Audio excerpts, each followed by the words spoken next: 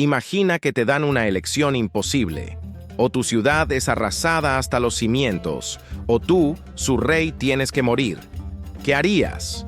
Pues, en el año 480 a.C., un rey de casi 60 años se enfrentó a esa misma decisión. Para Leónidas de Esparta, la respuesta era obvia. Con solo 300 de sus mejores guerreros, marchó para enfrentarse a un ejército de cientos de miles, el más grande que el mundo había visto. Esta no es solo la historia de una batalla, es la historia de cómo el sacrificio de un hombre y su pequeño ejército se convirtió en una leyenda que cambiaría el mundo para siempre. Seguro que has visto la película 300, pero la historia real de Leónidas y la batalla de las Termópilas es todavía más increíble de lo que Hollywood se atrevió a mostrar. Hoy, vamos a viajar en el tiempo para descubrir la vida del rey espartano que se atrevió a desafiar al imperio más poderoso de la Tierra. Vamos a analizar el plan de batalla que permitió a un puñado de hombres frenar a un ejército masivo, la impactante traición que lo condenó todo y cómo su supuesta derrota se convirtió en una de las victorias más importantes de la historia. Para entender lo loco que fue el desafío de Leónidas, hay que entender contra qué se enfrentaba. A principios del siglo V a.C., el imperio persa era la superpotencia mundial, y su líder, Jerjes I, era conocido como el Rey de Reyes. 10 años antes, su padre, Darío, había intentado conquistar Grecia y fue humillado en la batalla de Maratón. Jerjes no lo olvidó y dedicó años a preparar la invasión más grande de la historia para vengar a su padre, y cuando digo grande, me refiero a algo masivo. Los historiadores todavía debaten las cifras, pero las estimaciones hablan de entre 150.000 y 300.000 hombres, una auténtica marea humana. Para mover a este ejército, Jerjes hizo locuras de ingeniería, como cavar un canal de 2 kilómetros para que pasara su flota de más de 1.000 barcos y construir puentes flotantes para cruzar el mar. Su mensaje a las ciudades griegas era simple: arrodíllense o serán aniquilados. Muchas ciudades, aterrorizadas, se rindieron, pero no todas. Una pequeña alianza de ciudades, con Esparta y Atenas a la cabeza, decidió luchar. Y en Esparta, la sociedad más militarizada del mundo, el trabajo de liderar la defensa cayó sobre Leónidas. Curiosamente, él no estaba destinado a ser rey, pero el destino lo puso en el trono. Como todos los espartanos, Leónidas pasó por la Agogé, un brutal sistema de entrenamiento que convertía a los niños en máquinas de guerra. Su propio nombre significaba Hijo de León, y estaba a punto de demostrar por qué. Cuando llegó la noticia de la invasión y una profecía que decía que un rey de Esparta debía morir para salvar a su pueblo, Leónidas supo lo que tenía que hacer. Las leyes y las fiestas religiosas le impedían llevarse a todo el ejército, así que tomó una decisión legendaria. Eligió a mano a 300 de sus mejores soldados.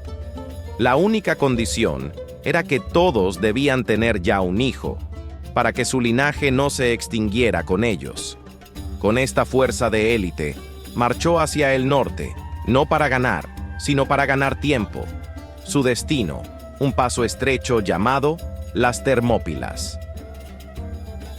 El lugar que eligieron para la batalla fue una genialidad estratégica.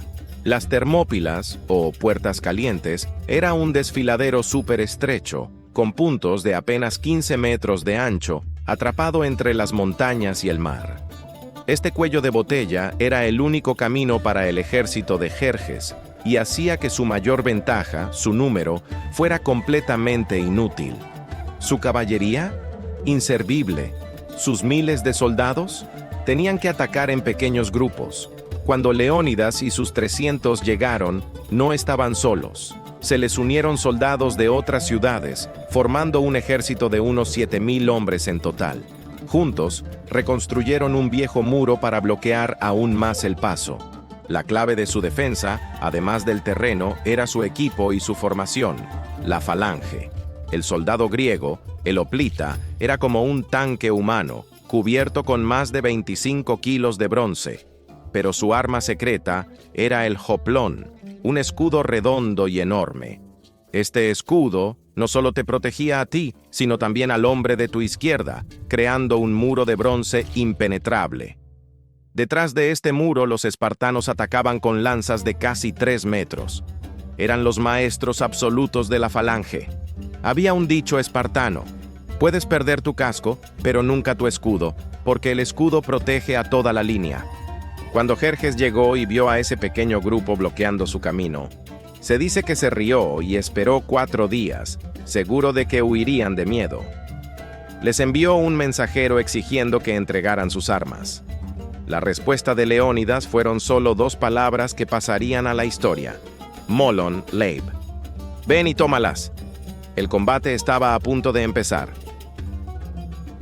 La batalla duró 3 días de una violencia increíble. El primer día, Jerjes, ya harto, lanzó a sus tropas medas contra la falange. Se estrellaron una y otra vez contra el muro de escudos y lanzas. Las bajas persas eran gigantescas. Se cuenta que Jerjes, que miraba desde su trono, saltó 3 veces de la impresión, temiendo por su ejército. Frustrado, el rey de reyes envió a su unidad de élite, los 10.000 inmortales. Pero ni siquiera ellos pudieron romper la defensa. Los espartanos eran tan buenos que hasta usaron una táctica de retirada falsa.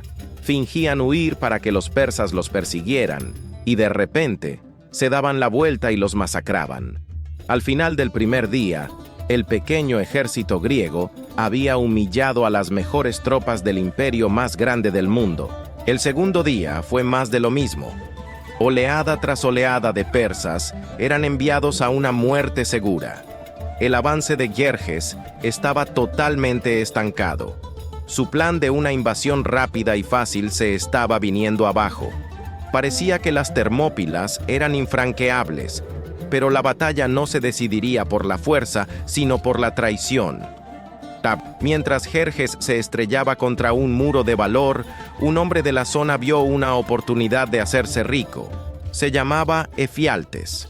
Su nombre, que en griego significa pesadilla, se convertiría en sinónimo de traidor. A cambio de oro, le contó a Jerjes que existía un sendero secreto en las montañas que rodeaba la posición griega y les permitiría atacar por la espalda.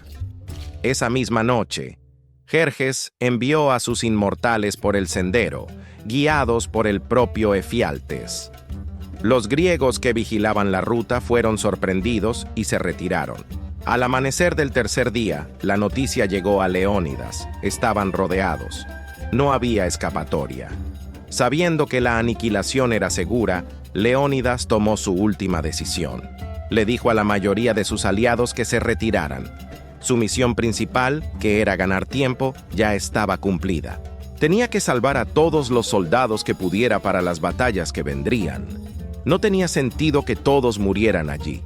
Pero él, como rey espartano, no podía retirarse. La ley espartana lo prohibía.